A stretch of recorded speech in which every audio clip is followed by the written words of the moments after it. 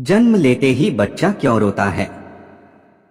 नमस्कार दोस्तों, स्वागत है आप सभी का आज की स्पेशल ज्ञानवर्धक वीडियो में। दोस्तों, आज हम जानेंगे बच्चे जन्म लेते ही क्यों रोते हैं, क्या कारण है बच्चों के जन्म लेते ही रोने का। तो दोस्तों, बने रहे वीडियो में और वीडियो को लाइक जरूर कर दे। महादेव वीडियो को लाइक करने वाले के जीवन में हमेशा खुशियां प्रदान करें। इसी आशा के साथ हम आज की इस वीडियो को प्रारंभ करते हैं।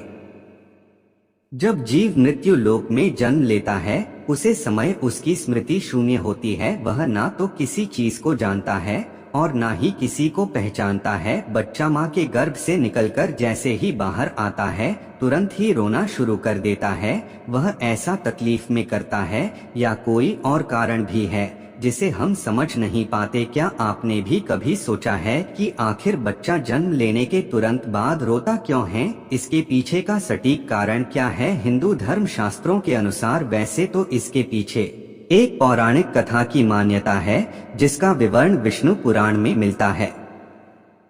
बच्चे रोने के अपने अलग कारण बताए गए हैं, लेकिन सच्चाई क्या है? यह एक ऐसा सवाल है जिसका सही उत्तर हम सब जानना चाहते हैं। शिशु के जन्म लेते ही रोने के कारण को विज्ञान एक सहज और आवश्यक प्रक्रिया मानता है। तो दोस्तों, लिए इस वीडियो में सबसे पहले हम बच्चे के रोने को लेकर वैज्ञानिक दृष्टिकोण समझते हैं, फिर हिंदू धर्म शास्त्रों में वर्णित उसे पौराणिक कथा को जानेंगे जिसका उल्लेख विष्णु पुराण में मिलता है। नमस्कार दोस्तों, स्वागत है आप सबका हमारे चैनल में। आपसे विनती है कि चैनल को सब्सक्राइब कर लीजिए और कमेंट बॉक्स में जय श्री कृष्ण लिखकर परमात्मा को अपना आभार व्यक्त कीजिए।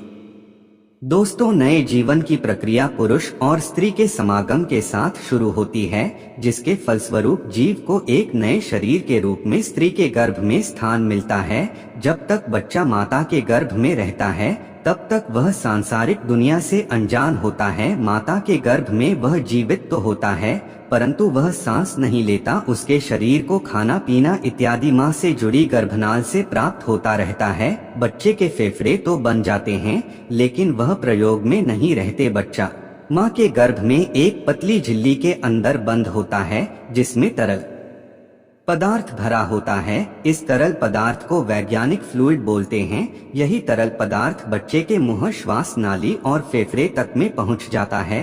लेकिन जब तक बच्चा माँ के गर्भ में रहता है तब तक इस तरल पदार्थ से बच्चे को कोई कष्ट नहीं होता, बल्कि इसी तरल पदार्थ की वजह से वह माँ के गर्भ में सुरक्षित रहता है। प्रसव की क्रिया माँ और बच्चे दोनों के लिए कष्टदायक होती है। बच्चा बहुत सक्रिय मार्ग से निकलकर दुनिया में आता है। जिस क्षण बच्चा माँ के गर्भ से बाहर निकलकर इस संसार में आता है उसके आसपास का परिवेश बदल जाता है। अब शिशु को जीवित रहने के लिए श्वास की जरूरत होती है। शिशु के फेफड़े प्रथम बार कम करना शुरू करते हैं, लेकिन फेफड़े में वही तरल पदार्थ पहले से ही भरा होता है जिसे बाहर निकलना बच्चे के स्वास्थ्य के लिए बहुत जरूरी होता है। इसीलिए डॉक्टर बच्चे की डिलीवरी होते ही गर्भनाल को काट देते हैं और बच्चे को उल्टा करके उसके मुंह से इसी तरल पदार्थ को बाहर निकलती हैं। ऐसी स्थिति में बच्चा प्रथम बार रोता है। रोने की प्रक्रिया के दौरान बच्चा एक गहरी सांस लेता है जिससे हवा फेफड़े के अंदर प्रवेश करती है और फेफड़े में भरा तरल पदार्थ बाहर निकल जाता है। इसलिए बच्चे का प्रथम बार रोना बच्चे के स्वस्थ होने का संकेत होता है। अगर बच्चा स्वयं से नहीं रोता तो डॉक्टर बच्चे की पीठ पर हल्के हाथ से थपकी लगाकर उसे रुलाने का प्रयास करते हैं जिससे फेफड़े में हवा जा सके और तरल पदार्थ बाहर आ सके। बच्चे के दिमाग को सही ढंग से कम करने के लिए एवं बच्चे के शरीर को सुचारू रूप से कार्य करने के लिए ऑक्सीजन की जरूरत होती है।